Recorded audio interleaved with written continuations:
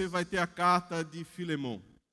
Nós vamos refletir nessa noite, nesta epístola, baseado nessa temática. Quem ama, perdoa.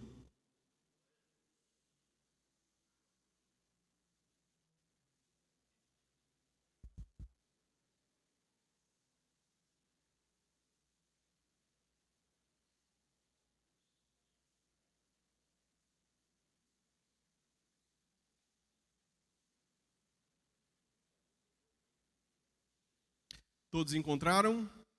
Glória a Deus. Nos coloquemos em pé, já que vamos passar alguns minutos sentados em reverência à palavra do Senhor.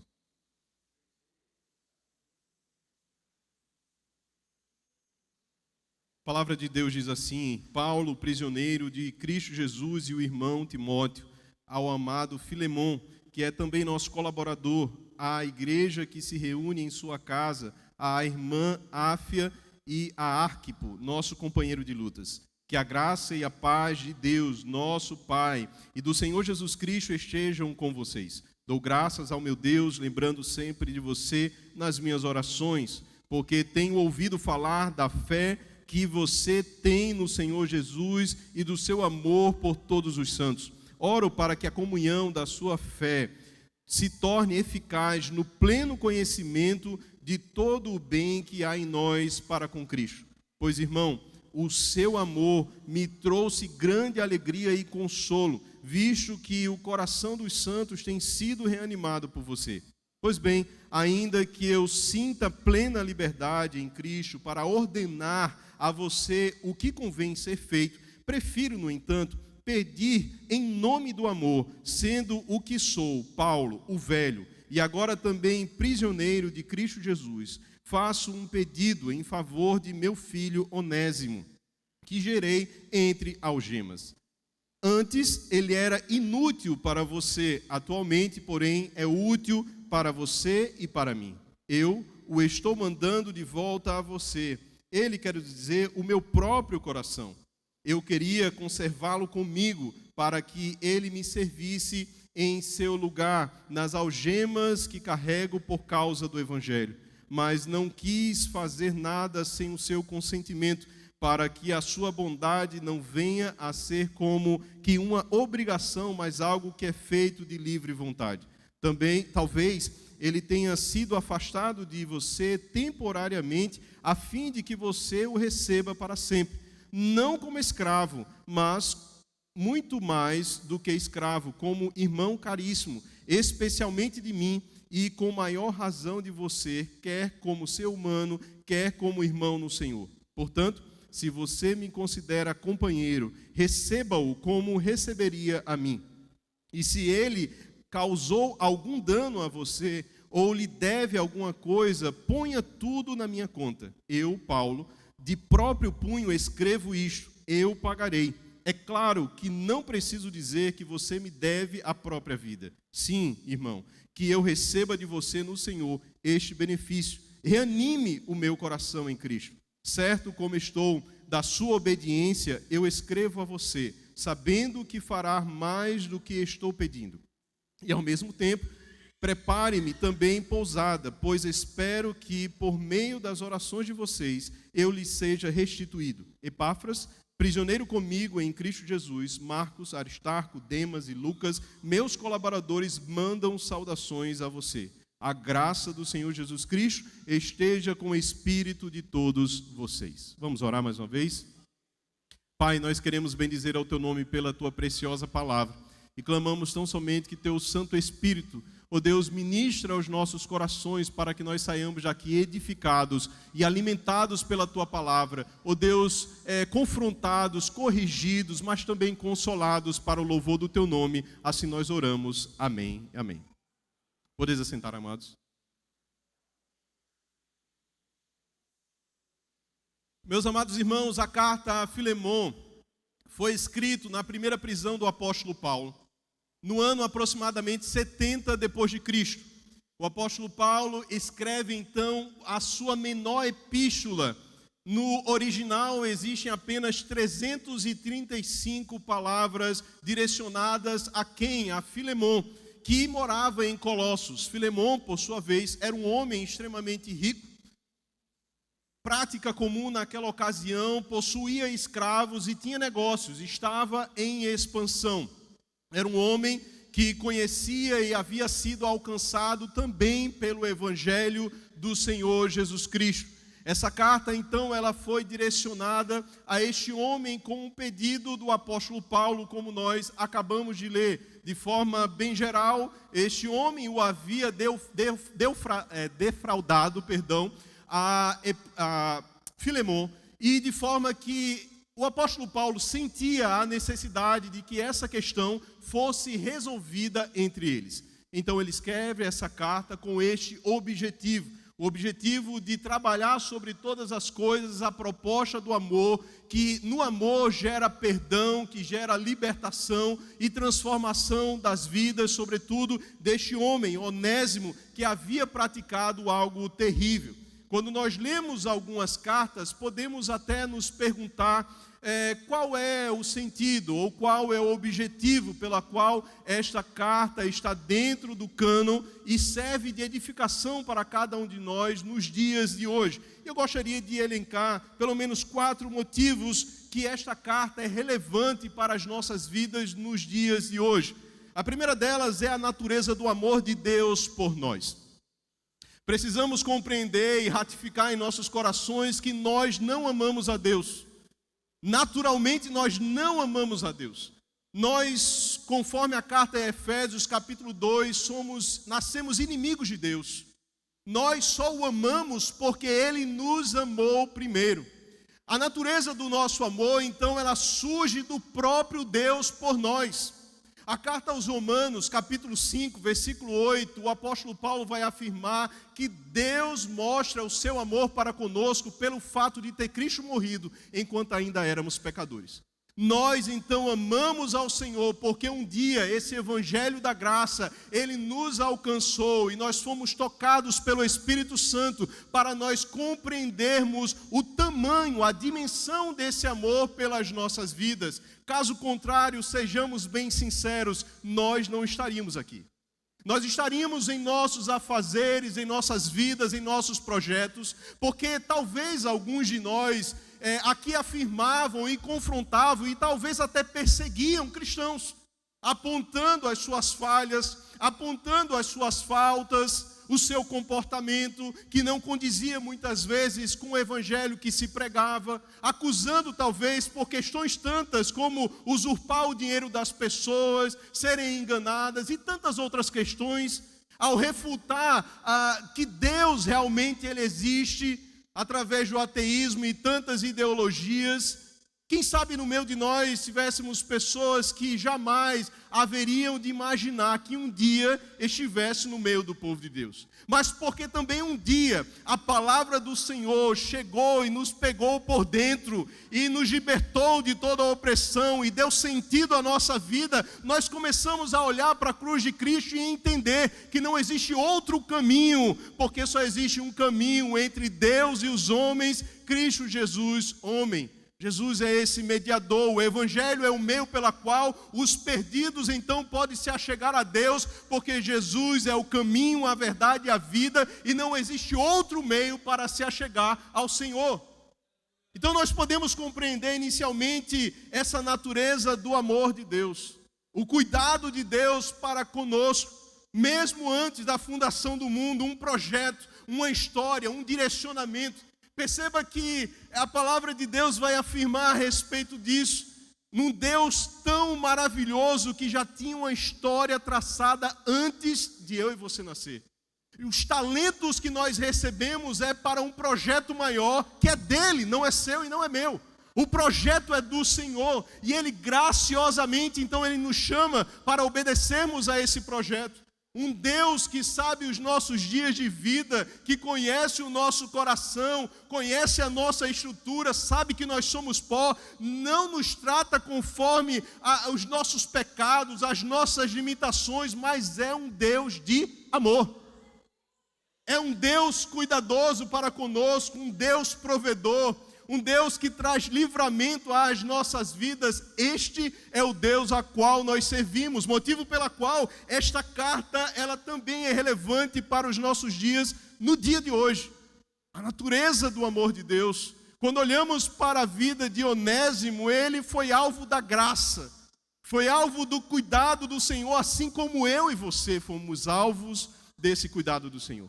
Ele nos alcançou. Esse evangelho veio e disseminou todo o mal e nos libertou e nos transportou do império das trevas para o reino do Filho do seu amor. Somos livres, temos liberdade, somos amados, sabemos que nele nós somos mais do que vencedores.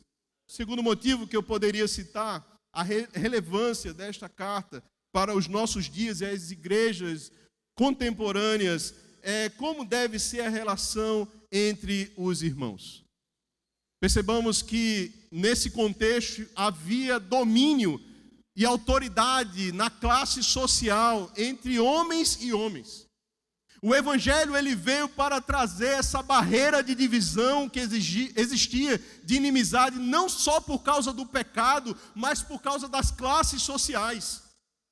Já falei algumas vezes, eu entendo que a igreja do Senhor é um ambiente onde deveria existir menos desigualdade social ou tratamento distinto por causa do evangelho, que aproxima, que une, que nivela todo homem como pecador e carente da glória de Deus e necessitado do Senhor Jesus Cristo, desse evangelho de amor e de perdão para as nossas vidas. Essa relação então deve ser sem distinção. Deus abomina a acepção de pessoas. Infelizmente, quando isso acontece no meio da igreja, não tenha dúvidas de que Deus ele não está se agradando do meu e do seu comportamento.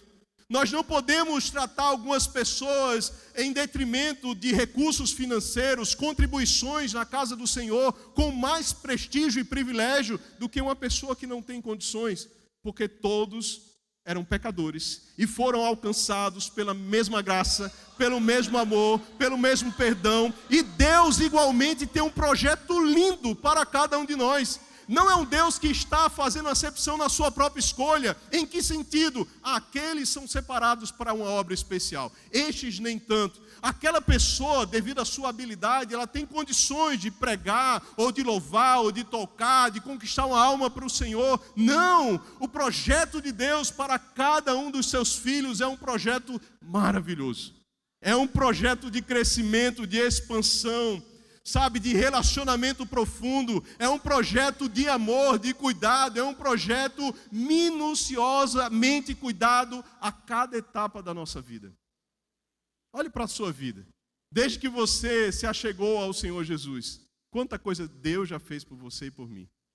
Quantos livramentos, quanta história de sucesso. E sucesso eu não digo sucesso do mundo, mas a vitória contra as suas próprias limitações. O quanto que o Espírito Santo de Deus quer poder. Ele te impulsiona para romper nas áreas de limitação da sua e da minha vida. Existe mudança. E por causa disso o Evangelho, então, ele é fundamental em todo aquele que nele crê. Um terceiro motivo que eu gostaria de trazer são os efeitos da conversão na vida da pessoa e na vida da sociedade. Já mencionei brevemente, transformação. Muitas pessoas podem até ter dificuldade de justificar na ciência, talvez com alguns argumentos filosóficos, a existência de Deus. Talvez, inadvertidamente, um ateu possa lhe dar uma rasteira, por você não ter o domínio da palavra de Deus, não conhecer os textos que podem confrontar as suas dúvidas e os seus questionamentos. Mas uma coisa que ninguém pode roubar e refutar de cada um de nós é a experiência individual do novo nascimento. Essa experiência da transformação de vida, de tal forma que o maior dos pecadores pode se tornar um instrumento nas mãos de Deus, de forma gloriosa, porque Deus ele faz assim, ele pega as coisas loucas deste mundo para confundir as sábias, as coisas pequenas para confundir as grandes. Por quê? Porque Deus é Deus. Eu não preciso justificar. Possa ser que eu não consiga argumentar, o que é um erro nosso como cristãos. Mas uma coisa é certa: a experiência individual, a transformação individual do Evangelho que chegou para mudar completamente as nossas vidas é inevitável. Falei a respeito e também não só da mudança de vida, mas também da sociedade. Infelizmente, é um contexto em que muitas vezes isso não acontece, mas é projeto de Deus. A igreja deveria ser o expoente dessa graça neste mundo caído, aonde existe a expressão do reino de Deus através de mim e de você. Somos nós os responsáveis, então, para que a luz de Deus brilhe nas trevas deste mundo. Se o mundo jaz no maligno, nós sabemos que somos forasteiros, nós não pertencemos, nós somos peregrinos, nós não somos daqui, não pertencemos a este lugar. Não adianta fincar, as suas raízes nessa terra, porque tudo isso vai passar, mas a palavra do Senhor, ela não passará, ela não passará. Então, se nós estamos falhando quanto a essa missão de transformar a sociedade, a culpa é nossa, não de Deus. Se os cristãos dão mau testemunho em seus trabalhos, se desviam recursos quando podem, se tentam tirar algum proveito, se omitem em determinada situação para se beneficiar, é uma questão sua e de Deus. Mas esse não é o projeto do Senhor para os cristãos. Nós fomos chamados para sermos luz e para sermos sal. Nesta terra que só não perece, só não se acaba de uma vez por causa da presença da igreja neste local. Porque a igreja está aqui, é que os finais dos tempos eles não acontecem. Primeiramente porque o evangelho ainda não foi pregado a toda criatura. E em segundo lugar, porque nós estamos aqui na terra. A igreja do Senhor, poderosa, vitoriosa. Por mais que você olhe o contexto e as pessoas digam ao contrário, a igreja está falida.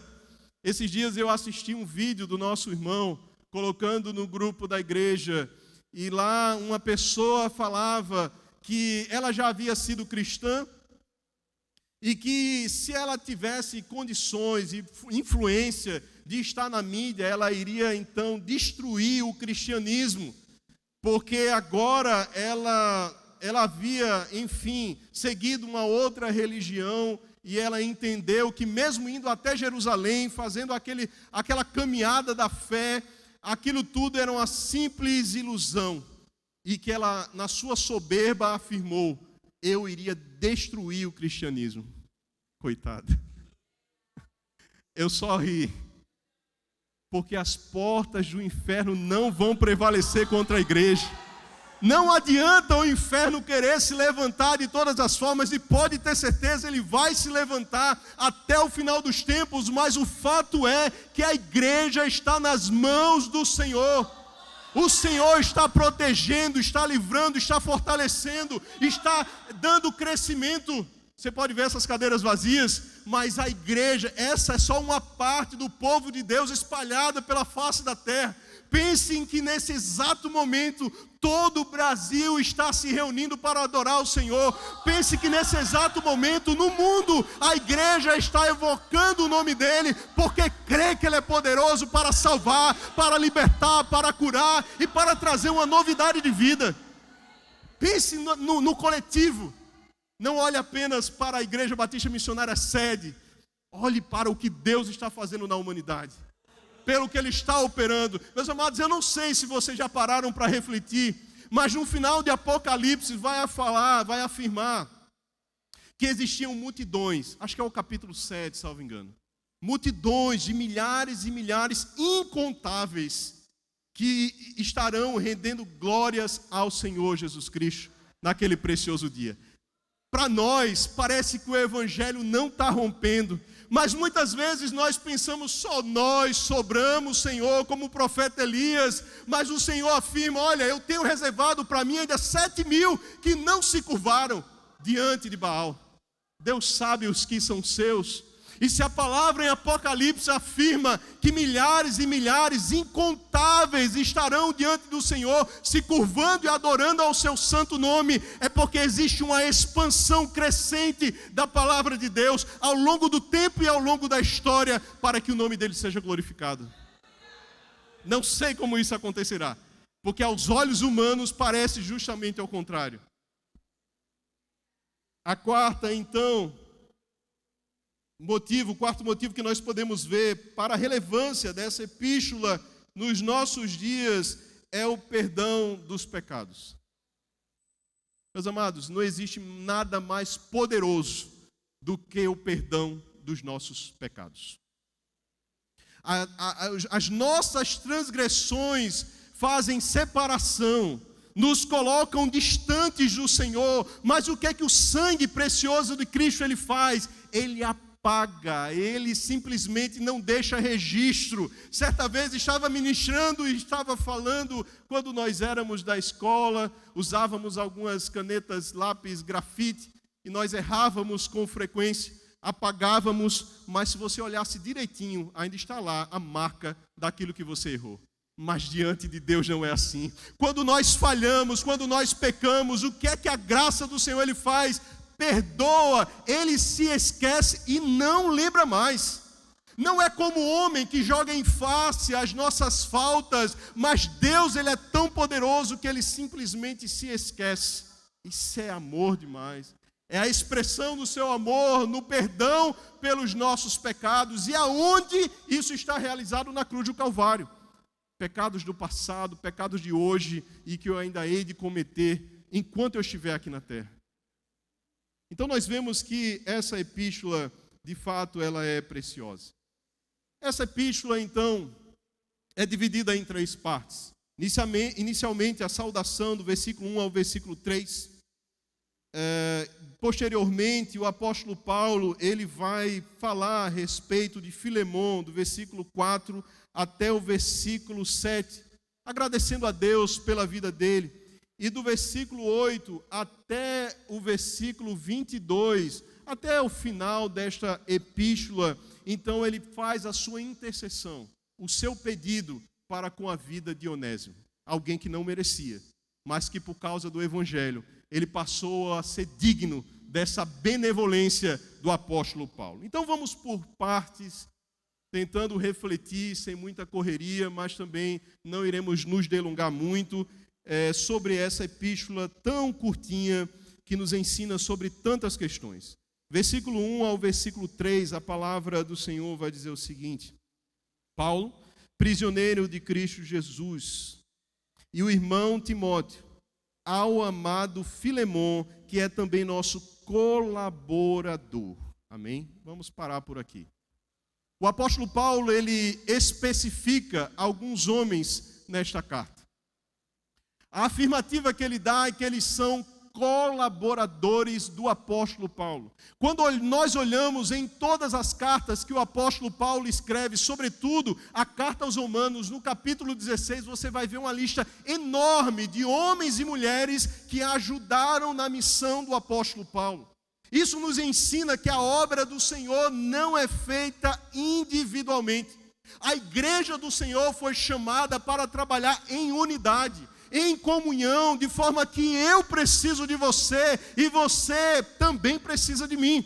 E nós estamos então caminhando. É por isso que o salmista, no Salmo 133, vai afirmar: ó, quão bom e quão suave é que os irmãos vivam em união. Não é uma questão de uma experiência, como essa palavra é usada. Como foi a sua experiência no culto? Não é uma questão só de uma experiência, é uma questão de necessidade, de praxe. Uma prática que cada um de nós precisamos nos esforçar para cada dia colocarmos em nossos dias a prática do evangelho, da unidade, da comunhão, do serviço, dependendo uns dos outros. Precisamos então compreender isso na caminhada, aqui servindo nessa igreja. Eu preciso de vocês. Nenhum líder consegue fazer algo sozinho, como também nenhum liderado consegue trabalhar sozinho. Nós precisamos uns dos outros. É esta alegoria que o apóstolo Paulo vai escrever na carta aos Coríntios, do corpo de Cristo. O membro não pode dizer o olho, eu não quero a boca, ou o pé, ou o dedo, mas nós somos necessários e importantes uns para com os outros, inclusive os membros que são menos honrados são os que mais nós honramos, os cobrimos. Eu preciso de você. E eu quero louvar a Deus pela sua vida, por você estar servindo nesta casa. Eu agradeço a Deus por cada um que está aqui trabalhando para que o reino de Deus se estabeleça, para que a glória dele se manifeste em cada uma das atividades que você realiza aqui nesta casa de oração. Glória a Deus. E ele continua: a igreja que se reúne em sua casa, a irmã Áfia e a Arquipo, nosso companheiro de lutas. Então o apóstolo Paulo escreve essa pequena epístola de cunho pessoal para Filemon, mas ele direciona essa epístola para a igreja. Ou seja, os comentaristas vão afirmar que era necessário que esse problema fosse levado diante da congregação, para que eles então observassem o seu líder e verem como ele então iria reagir mediante a um pedido do apóstolo Paulo.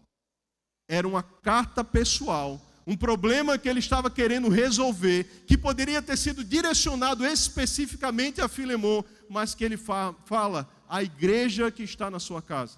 Como homem de posses, a sua casa servia então de local de culto ao Senhor. Era assim que as igrejas então funcionavam naquela época. Se juntavam pequenos grupos de família e ali então eles adoravam e aprendiam do Senhor. Vemos aqui então uma família que estava dedicada ao reino de Deus, porque vão afirmar que Áfia é a esposa de Filemon e Arquipo, ele é o filho deste casal. Na carta aos Colossenses nós observamos então que esta família, assim como Arquipo, eles eram colaboradores do ministério do apóstolo Paulo. No versículo 3 ele vai afirmar que a graça e a paz de Deus, nosso Pai, e do Senhor Jesus Cristo estejam com vocês. Que a graça e a paz. Meus amados, a raiz de toda a bênção em nossa vida é por meio da graça. É graça por meio da fé. Nós só recebemos a salvação por causa da sua maravilhosa graça. Graça é aquilo que nós recebemos, mas nós não deveríamos receber. Misericórdia é aquilo que nós não recebemos, mas deveríamos receber. As misericórdias são as causas de nós não sermos consumidos. É por isso que nós estamos de pé. Mediante a tantas falhas que nós temos, nós estamos de pé na presença dele, porque as suas ricas misericórdias, mas a graça de Deus que nos alcançou através do seu Filho na cruz do Calvário, o perdão dos nossos pecados, essa é a base de todas as bênçãos espirituais, materiais que o Senhor tem para a minha e para a tua vida. E nós só podemos ter paz por causa da graça. A graça que se manifestou no Senhor Jesus Cristo, como que mediando a ira de Deus contra o pecador, agora existe uma pacificação entre todos aqueles que creem no seu nome e entre o Senhor. Graça e a paz. A graça e a paz do nosso Senhor e Salvador Jesus Cristo. Aqui então nós observamos que a partir do versículo 4 o apóstolo Paulo começa a fazer elogios, reconhecer na verdade. É interessante porque ele vai iniciar da seguinte forma: dou graças ao meu Deus, lembrando sempre de você nas minhas orações. Vocês já pararam para refletir que nós muitas vezes só damos graças pelas bênçãos alcançadas? Quando eu recebo um milagre, quando uma resposta de oração, eu dou graças ao Senhor. Não é muito comum nós ouvirmos orações: eu dou graças pela tua vida, Ivo. Eu dou graças a Deus pela tua vida, Berg. Eu dou graças a Deus porque o Evangelho também te atraiu e você serve no corpo de Cristo e você é uma bênção. Eu dou graças pela tua vida, Daiane. Eu dou graças por cada um de vocês. O apóstolo Paulo está trazendo aqui um elemento que geralmente nós não praticamos, que é agradecer a Deus pela vida dos nossos irmãos. A sua vida é importante. Você tem uma missão nesta terra. Não cruze os seus braços. Ao mesmo tempo, eu reconheço que você é uma bênção para o crescimento desta igreja. Eu reconheço que se você não estivesse aqui, algo estaria faltando. Não só a presença física, mas a sua contribuição. E ele vai continuar no versículo 5. Porque tenho ouvido falar da fé que você tem no Senhor Jesus e do seu amor por todos os santos. Mais uma vez, ele vai usar aqui duas palavras, fé e amor. A fé que nos alcançou, a verdade, a fé que foi implantada em nosso coração para que nós cresçamos no Senhor, e o amor que rege toda a nossa relação com o próximo. Quando nós olhamos para a palavra de Deus, nós vemos que esses elementos, eles também são fundamentais para o cristianismo. A fé, a esperança e o amor. Mas, sobretudo, o amor irá permanecer. É o amor de Deus. Gálatas capítulo 5, versículo 6, vai nos dizer que a fé, ela é exercida através do amor. Muitos de nós, às vezes, usamos o amor a Deus, atitudes que não condizem com o amor que nós precisamos ter uns pelos outros. E assim como os grupos dos zelotes que existiam no tempo de Cristo, nós somos muitas vezes capazes de desembainhar uma faca ou uma espada e arrancar a orelha do nosso irmão, por amor a Deus. Mas é por amor a Deus. Eu estou fazendo isso por amor a Deus, sem misericórdia alguma. A fé, ela é expressada, ela é manifestada através do amor. Este é o grande mandamento que o Senhor Jesus ele deixou para cada um de nós, que nós devemos amar a Deus com todo o nosso entendimento, com todo o nosso coração, com toda a nossa vida e também amar ao próximo como a si mesmo. O amor, então, é fundamental para que nós tenhamos essa relação com Deus. É o amor que Deus ele espera de cada um de nós que sejam expressados no nosso dia a dia. É amando ao Senhor. Quando nós observamos a primeira epístola de Tessalonicenses, no capítulo 1, versículos 2 e 3, vai dizer o seguinte: sempre damos graças a Deus por todos vocês, fazendo menção de vocês em nossas orações e sem cessar, lembrando-nos diante do nosso Deus e Pai, da operosidade da fé que vocês têm, da dedicação do amor de vocês e na firmeza da esperança que tem em nosso Senhor Jesus Cristo. Fé, esperança e amor. A esperança é a atitude da fé. Cristo em vós é a esperança da glória. É uma atitude que nós temos. A convicção, a esperança de que um dia eu estarei com Ele. A convicção de que aquilo que os meus olhos não veem, irão se concretizar, não porque eu mereça, mas porque Ele é bom. Mas, sobretudo, o amor. Nós precisamos amar mais. Eu preciso amar mais. E sabe quando nós vamos amar mais o nosso próximo? Quando nós amarmos mais a Deus. Quando nós formos completamente loucos e apaixonados pelo Senhor. Quando não houver limites para nós expressarmos a nossa gratidão pelo que Ele já fez pelas nossas vidas. Será mais fácil eu e você amar o nosso próximo. A palavra do Senhor ainda vai afirmar algo interessante aqui na carta aos Colossenses, capítulo 3, versículo 13. Suportem-se uns aos outros e perdoem-se mutuamente, caso alguém tenha motivo de queixa contra outra pessoa. Assim como o Senhor vos perdoou, perdoem também uns aos outros. Qual é a grande dificuldade que nós temos na caminhada? É a dificuldade do perdão. Os entulhos que nós vamos guardando. E então eu não resolvo as causas, as situações, e isso se torna uma grande barreira para que eu prossiga caminhando de mãos dadas com meu irmão. Meus amados, todos nós somos falhos. Você é um pecador, eu também. mas um pecador e uma pecadora alcançados pela graça. Nós temos o Espírito Santo de Deus. Ao mesmo tempo, eu não posso me entregar para a acomodação das minhas velhas práticas, mas eu também preciso crer que o Espírito Santo é poder que me dá condições de ter e expressar a nova vida que Ele conquistou na cruz do Calvário. Ou nós cremos nisso, ou nós não entendemos o que é o Evangelho. Ou nós nos baseamos nesse novo comportamento de vida, ou então nós não nascemos de novo. É necessário uma mudança de vida e de comportamento de cada um de nós. O apóstolo Paulo, então, ele vai afirmar no versículo 7, pois, irmão, o seu amor me trouxe grande alegria, visto que o coração dos santos tem sido reanimado por você. Qual era a postura, então, de Filemon? Filemon, ele tinha e expressava o amor de Deus pela igreja que estava situada na sua própria casa. Mas vamos refletir um pouco. Não era Filemon que tinha um escravo que o havia usurpado de alguma forma, fugido. Não era talvez Filemon que estivesse irado no seu interior. Aqui eu estou fazendo uma conjectura do texto, o texto não afirma, sobre a atitude que este escravo, Onésimo, havia cometido. Possivelmente sim. Quando nós somos lesados, nós queremos fazer e praticar justiça contra a pessoa.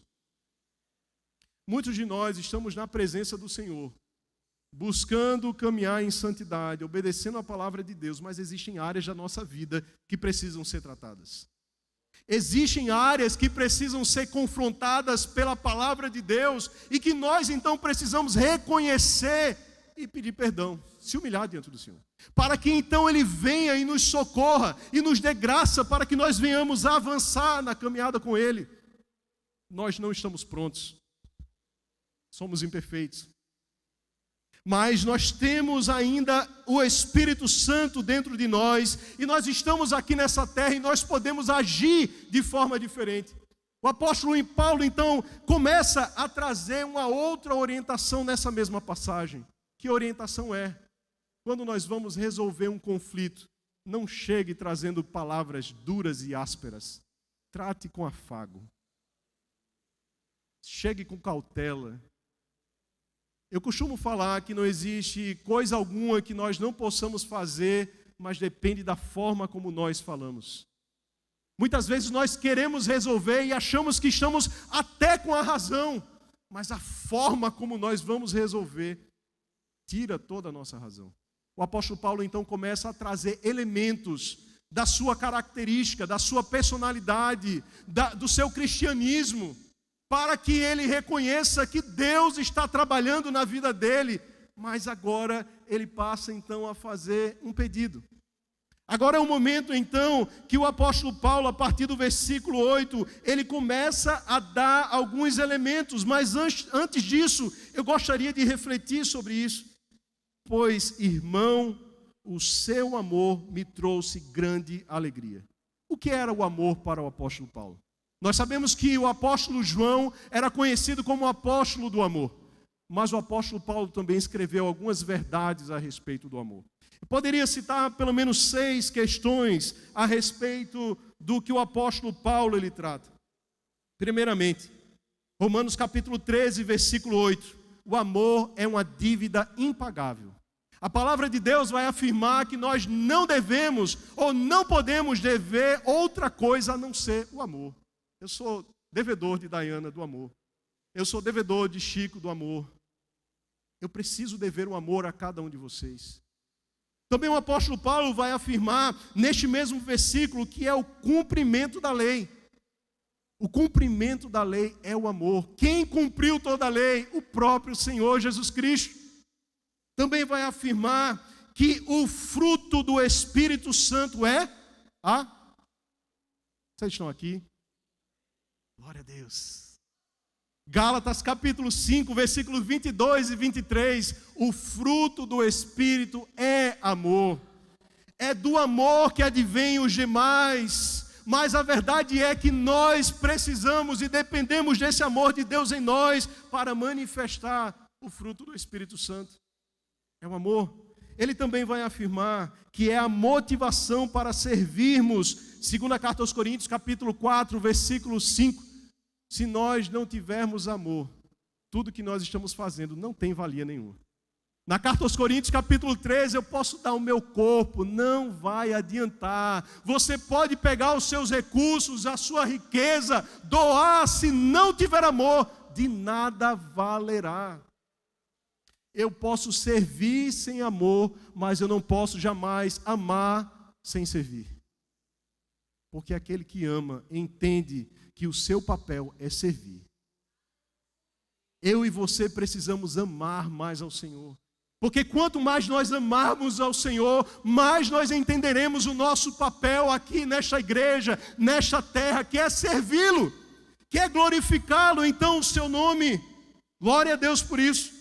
A sexta questão que eu poderia trazer é que ele se revela pela abnegação em servir os irmãos. O amor, ele se evidencia, ele aparece quando eu me nego.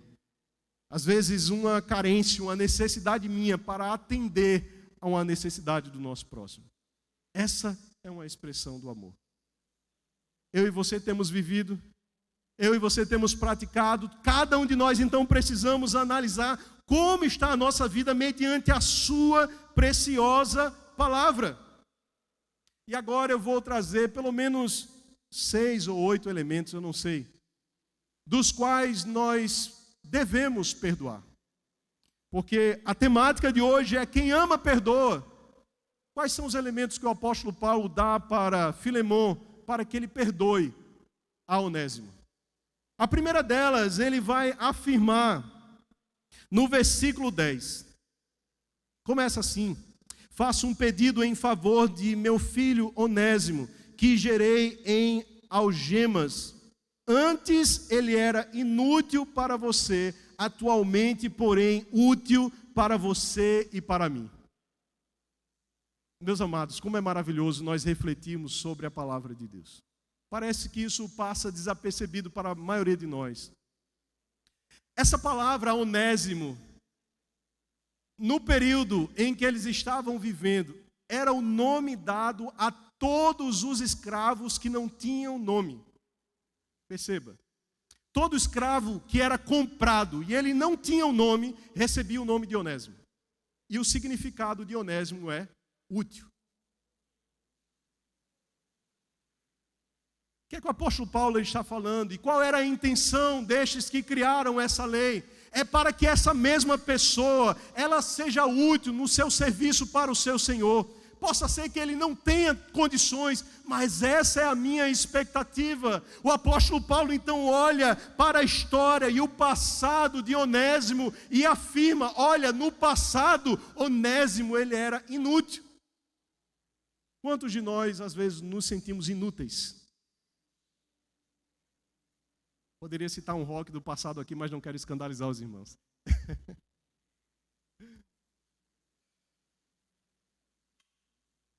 Inúteis. E por que nós nos sentimos inúteis? Primeiramente, porque nós não servimos no reino de Deus.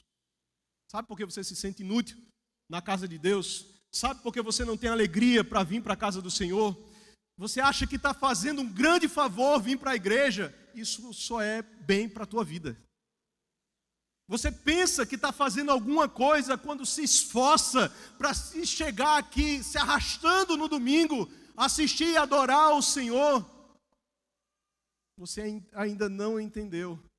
Você precisa entender que é necessário servir para ser útil no reino de Deus. Se você não serve varrendo o chão, ajeitando uma cadeira, pregando, cantando, evangelizando, se você não serve fazendo qualquer coisa dentro do reino de Deus, visitando os nossos irmãos, angariando recursos, você se torna uma pessoa inútil.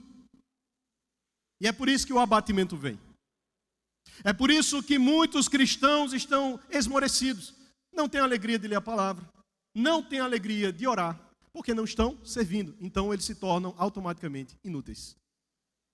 Mas sabe o que essa mensagem, esse versículo que eu acabei de ler, ele vai trazer para nós a mensagem do Evangelho. Aquilo que nós não éramos no passado, é o que o Evangelho é o poder para mudar e transformar completamente a nossa vida. E agora, no passado éramos inúteis diante de Deus, mas nós podemos ser úteis. Basta você se disponibilizar, basta você dizer: eis-me aqui, Senhor. Ele vai te usar, não tenha dúvida disso. É tão interessante quando nós saímos com alguns irmãos e eles estão dando alguns passos na fé e não tem tanta segurança de expor o plano de salvação, mas todas as vezes que saem temerosos, voltam cheios de alegria. Quando eles voltam cheios de alegria. Por quê? Porque estavam servindo. Quer parar a sua tristeza espiritual, o seu abatimento espiritual? Sirva no reino de Deus. Pare de ser preguiçoso, pare de procrastinar, pare de ser indiferente, pare de olhar para as necessidades dessa casa e fazer que não está vendo. Tanta coisa para fazer. E se você não estiver vendo, pode me procurar que eu lhe direciono. E aí o apóstolo Paulo, o primeiro motivo que ele dá aqui é esse. Olha, eu faço um pedido, o meu pedido é esse. Lembra de Onésimo, aquele teu Onésimo, que era inútil para você. Inútil porque ele usurpou aquilo que era seu. E ele fugiu. Olha, recebe ele de volta, perdoa ele. Porque agora ele é útil. Ele é útil não só para mim, mas eu tenho certeza que será útil para você também. Um cristão que serve, que é disponível, é impossível ele ser inútil aonde ele chegar. Pode ser aonde for, ele vai chegar e ele vai servir porque ele entende o princípio. É uma questão de princípio. Não importa onde você está, se é numa empresa, num concurso, se é na casa do Senhor, se é na sua casa, ele vai servir. Porque é princípio bíblico. E ele vai continuar. Ele vai afirmar que está enviando de volta a você, quero dizer, o meu próprio coração. Então o apóstolo Paulo, John Knox, vai afirmar a respeito dessa epístola, que existia uma atitude, uma atividade que era extremamente desafiadora para cada um destes envolvidos. O apóstolo Paulo, porque havia gerado Onésimo na fé. E ele então tinha que se despedir daquele homem que era tão importante para a sua vida. Onésimo, porque ia sofrer as consequências do passado, iria se entregar para o seu Senhor e cumprir tudo aquilo que era necessário para com a dívida que ele tinha. E Filemon, porque ele tinha que perdoar. Todas as partes envolvidas na história precisavam de esforço para solucionar este problema. Sabe qual é a nossa dificuldade? É que nós muitas vezes nós não queremos nos esforçar para resolver. Eu tentei. Minha força foi até aqui. Eu vi uma cara feia. Eu escutei uma palavra. Então eu vou ficar quieto e vai cruzar o braço e fica moado e pronto, acabou, não vai fazer mais nada. Se esforce mais. Nos esforcemos mais. Eu posso fazer mais pelo reino de Deus como pastor. Você pode fazer mais para o reino de Deus como servo. Nós podemos fazer mais. Não nos cansemos, é necessário empenho. A Bíblia vai falar na carta aos Hebreus, capítulo 12, que vocês não sofreram até o sangue. Até que o sangue descesse, vocês não padeceram por causa do Evangelho. Nós não sofremos ainda o suficiente pelo Evangelho. Aleluia. Continuando então, ele vai afirmar um outro motivo. Ele vai entender a soberania de Deus em tudo isso. Perceba como o apóstolo Paulo ele é gracioso ao tratar essa situação. Porque quem sabe, no versículo 15 vai dizer o seguinte: talvez ele tenha sido afastado de você temporariamente, a fim de que você o receba para sempre. O que é isso? Soberania de Deus. Existem coisas na nossa vida que nós não entendemos. Existem pessoas que às vezes se afastam de nós e nós não compreendemos. Mas Deus está no controle de todas as coisas. O apóstolo Paulo está alertando para a soberania de Deus a Filemon e afirmando, quem sabe, se não foi exatamente para isso, era necessário que ele saísse, ouvisse a mensagem da cruz, se arrependesse dos seus pecados, para só então voltar para ti e permanecesse com você. Um outro motivo que ele vai dar aqui é como ele deve recebê-lo. Não como escravo, mas muito mais do que escravo, como irmão caríssimo. Ou seja, no cristianismo, o apóstolo Paulo ele está agora trazendo um princípio. Por mais que vocês tenham escravos, essa distinção de autoridade não deva mais existir entre vocês. Sirvam a Deus, Ele te comprou, você vai trabalhar com Ele, mas não o trate como sendo um objeto para o seu bel prazer. Ele está afirmando então que ele vai voltar para lá e vai servi-lo, mas se lembre, acima de tudo, ele é irmão em Cristo. Meus amados, acima de todas as coisas, nós somos irmãos em Cristo.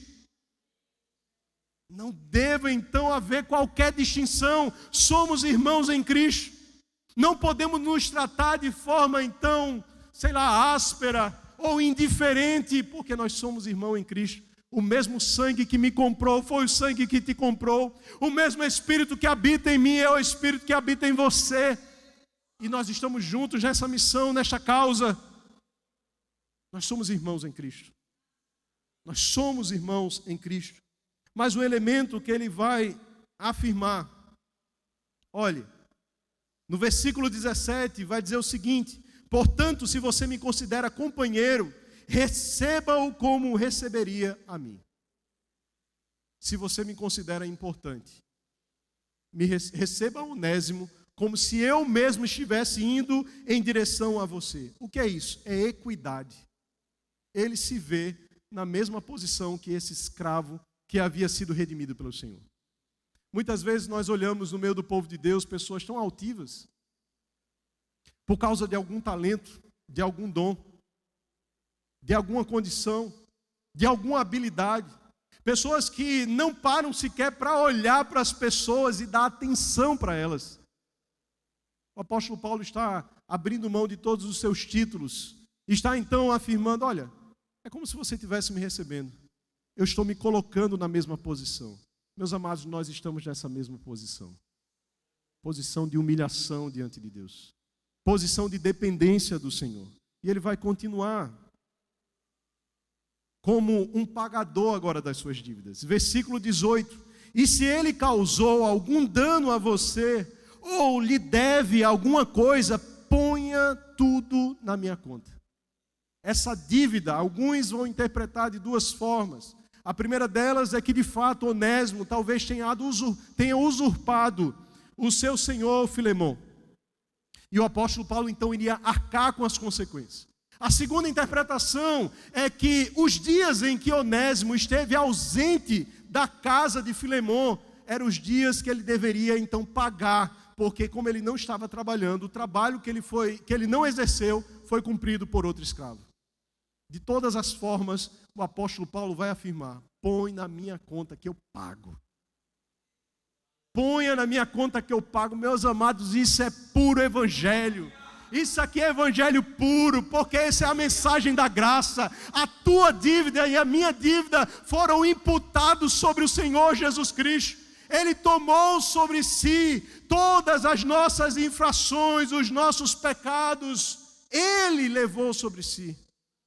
Isso é o que o Senhor Jesus Cristo fez por nós. É isso que o Evangelho fez pela tua dívida e pela minha dívida. Tudo aquilo que nos era contrário foi cravado na cruz do Calvário. Colossenses vai nos afirmar isso. Então o apóstolo Paulo, ele entendia essa graça. O que ele te deve, coloca na minha conta que eu vou pagar. Da mesma forma também nós precisamos agir com misericórdia quando necessário. Ele vai trazer mais um elemento. Versículo 19, eu Paulo, de próprio punho, escrevo isto, eu pagarei. É claro que não preciso dizer que você me deve a própria vida. Em que sentido? O próprio Filemão havia sido pregado, anunciado o evangelho através do apóstolo Paulo. Aqui eu fiquei refletindo, será que o apóstolo Paulo ele foi soberbo ao afirmar isso? E nós precisamos então separar as coisas. Porque uma coisa é você saber que é Deus que opera através de você. Mas outra coisa é você ter a convicção, foi através de mim que Deus realizou essa obra. Existe uma graça para operar através de nós, mas alguém se dispôs para ir, entende? Eu e você somos esse alguém que é um instrumento de libertação e de vida para os pecadores. Existe um alguém que vai sair para evangelizar. Existe um alguém que vai estudar a palavra para ensinar. Existe um alguém que vai ensaiar para ministrar o louvor. Existe um alguém que estará às 6 horas da manhã para orar por mim e por você. Existe um alguém. Deus, Ele usa os seus filhos. E o apóstolo Paulo está lembrando a ele, lembre-se, fui eu quem preguei o evangelho para você. Eu preguei as boas novas de salvação. Percebe que no início ele não quer constranger a Filemon a obedecê-lo. Ele leva Filemon a uma reflexão. Obedeça pelo que você conhece da palavra. Obedeça pelo que eu estou lhe falando. Obedeça. E ele vai continuar um penúltimo motivo. Versículo 20. Sim, irmão, que eu receba de você no Senhor este benefício. Reanime o meu coração em Cristo. Reanime o meu coração. Eu estou preso. Alegre o meu coração com esse ato de amor. Receba então a Onésimo, porque fazendo isso você vai me alegrar. E ele conclui, neste último motivo, certo como estou da sua obediência, eu escrevo a você sabendo que fará mais do que estou pedindo. É um constrangimento do Espírito Santo para as nossas vidas. Meus amados, o Espírito Santo, ele trabalha em mensagens como essas e tantas outras, ao longo de tantos cultos. Nós ouvimos pregações após pregações, mas nós precisamos obedecer. Nós precisamos andar em conformidade com a sua palavra. E o versículo final, ele vai afirmar o seguinte: a graça do Senhor Jesus Cristo esteja com o espírito de todos vocês. A epístola começa com graça e termina com graça, porque todos nós dependemos dessa maravilhosa graça. A graça que nos salvou, a graça que nos alcançou, a graça que nos perdoou, a graça que nos faz estar de pé, a graça que completa aquilo que eu não tenho, a graça do Senhor Jesus. A graça do Senhor Jesus. Concluindo, meus amados irmãos, este homem, Onésimo, não era digno de receber o perdão pelo seu Senhor. Da mesma forma, nós não éramos dignos de estar na presença do Senhor Jesus Cristo. Mas uma obra maravilhosa foi realizada, não porque eu mereço, mas porque Ele quis. Ele se entregou por mim e por você. Ele realizou essa obra em definitivo para que nós fôssemos propriedade exclusiva sua. Você é filho, você é filha de Deus. Você leva o nome de Cristo. Você é perdoado, perdoada. Você tem uma nova história. Você tem esperança. Por mais que você olhe para você mesmo e afirme: eu sou tão inútil. A palavra do Senhor vem para ti e para mim nessa noite afirmar: você é útil na obra de Deus, você é importante para o reino. Não dê ouvido a vozes que querem desmentir a palavra de Deus. Creia na palavra do Senhor, você é importante. E eu estava refletindo com a minha esposa o quanto que é difícil, até para quem entende a graça, receber a totalidade daquilo que Cristo fez na cruz do Calvário. Em que sentido? Nós olhamos nos evangelhos em determinado momento, Deus falando para o seu filho: este é o meu filho amado, em quem me comprazo. Com certeza, nós não nos sentimos dignos de ouvir isso, mas nós precisamos entender uma coisa: nós estamos em Cristo. Como nós estamos em Cristo, nova criatura nós somos, as coisas velhas já passaram, não baseado em nossas obras, não pelo que eu faço, não pelo que você faz, mas você precisa crer que Deus, quando olha para mim e para você, e nós estamos buscando andar em conformidade com a palavra, Ele olha para mim e para você: este é o meu filho amado em quem me comprazo. Com todas as nossas falhas, com todas as nossas limitações, porque a obra não é minha na cruz, a obra é de Cristo e a obra dele é perfeita. A obra de Cristo é perfeita. Na tua vida, na minha vida. Ele fez tudo de forma plena para cada um de nós. E eu gostaria de deixar apenas uma aplicação para as nossas vidas. Está no versículo 9. E eu vou citar apenas essas palavras. Prefiro, no entanto, pedir em nome do amor. Apenas isso. Eu quero pedir em nome do amor de Deus que você se levante. Eu quero pedir em nome do amor de Deus que você assuma a sua função como filha e como filho de Deus. Eu quero pedir pelo amor de Deus que você atente para a necessidade do reino de Deus. Eu quero pedir pelo amor de Deus que constrange-nos para com os nossos pecados, que nós tenhamos uma vida diferente a partir de então. Se você olha para você e se acha incapaz, passe a olhar para Cristo, porque Ele é a solução daquilo que falta na minha e na tua vida. Pelo amor de Deus,